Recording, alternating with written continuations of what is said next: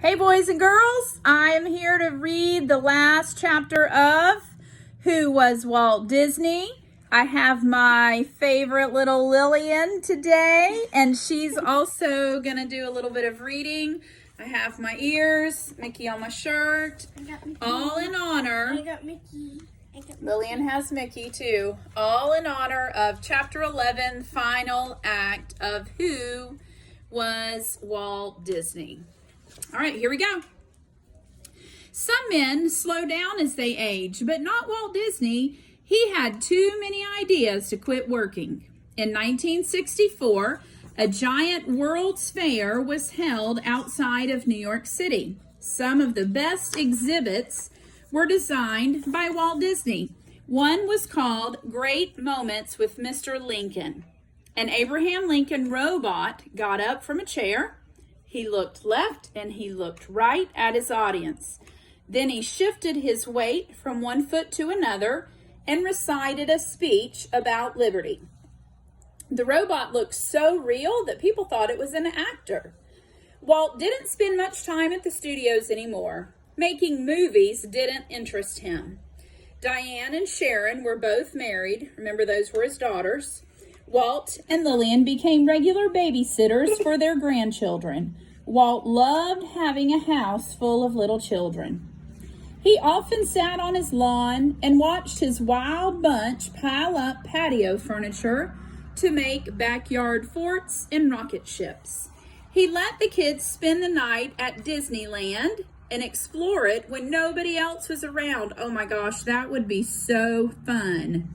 To be at Disney World when nobody else is there. And he put some of them into Disney films just for fun.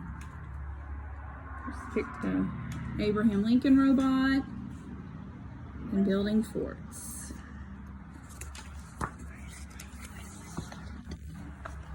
In July 1966, Walt and Lillian celebrated their 41st anniversary. They took the whole family on a cruise to British Columbia. Walt wasn't feeling well, but he enjoyed being with his grandchildren. He let them crawl all over him. When he got tired, he climbed to the upper deck to think. He'd think about Epcot. After the trip, Walt didn't get better.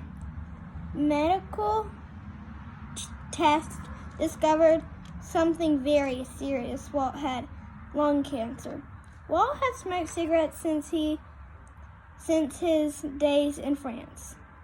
Until 1964, however, people did not know that smoking caused cancer.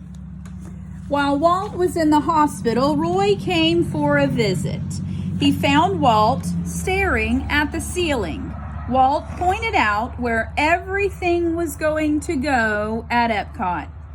The next day, December 15th, 1966, he died. Walt Disney was 65 years old.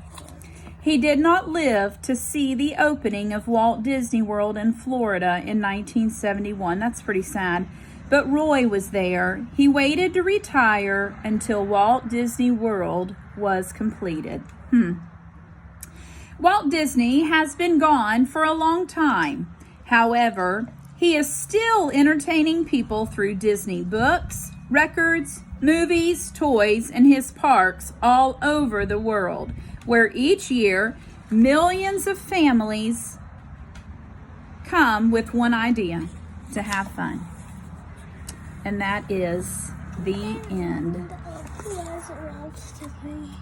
Now, the last couple of pages, if I knew how to flip this around, You can't do it. but I don't think I can, shows the timeline of Walt Disney's life. So this timeline's a little different than the ones we've looked at. Usually the timelines that we've seen have gone left to right, but this one just goes top to bottom. But it's still going to be in the sequence or in the order that things have happened and taken place. The next page over here shows the timeline of the world. So it shows some different events that happened going along the same times with the years. So stay tuned. I'm not sure what book is going to be next, but we will have more to come, and I hope you have a great day. If you haven't already, make sure you read for 30 minutes tonight by yourself. This video's only been 5, so you don't get to count off too much. You can read for 25 minutes. Make sure you write it on your calendar, and do something to help your parents at home today. All right, see you later. Bye.